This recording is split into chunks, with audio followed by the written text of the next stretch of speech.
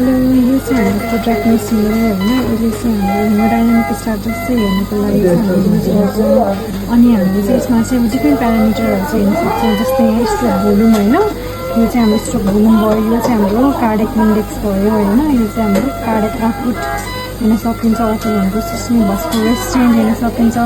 यो भनेको चाहिँ स्ट्रोक भोल्युम भेरिएसन हेर्न सकिन्छ होइन।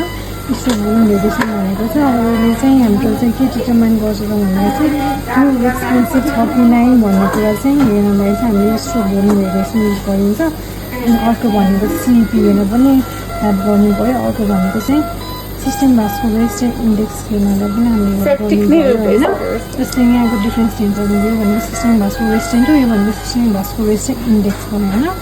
अनि यो भनेको हाम्रो म्याप पनि यहाँ देखाउँछ।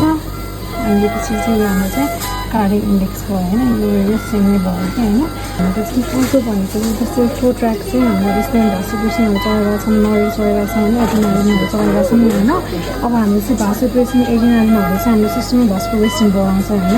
अब त्यो चाहिँ अब यो चलाउँदाखेरि चाहिँ यो बढेको छ कि नै होइन, यो एकदमै धेरै आयो भने चाहिँ हामीले चाहिँ भासोप्रेसनहरू सबै घटाउनु पर्ने हुन्छ होइन। त्यो भएर चाहिँ त्यो रेस्पोन्स पनि हेर्नुको लागि चाहिँ हामीले चाहिँ फ्लो ट्र्याक मेसिन युज गरिन्छ होइन।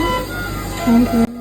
यो ओभरअल मेसिन चाहिँ रन गर्नको लागि चाहिँ हाम्रो 8 लाइन चाहिँ मजाले वेल फङ्सनिङ हुनुपर्छ होइन। र यति चाहिँ वेल फङ्सन भयो भने चाहिँ 8 लाइनबाट नै हाम्रो चाहिँ सबै हेमोडाइनामिक स्ट्याटसहरू चाहिँ देखाउन सकिन्छ। Okay, thank you for watching my video and lots of love, bye by.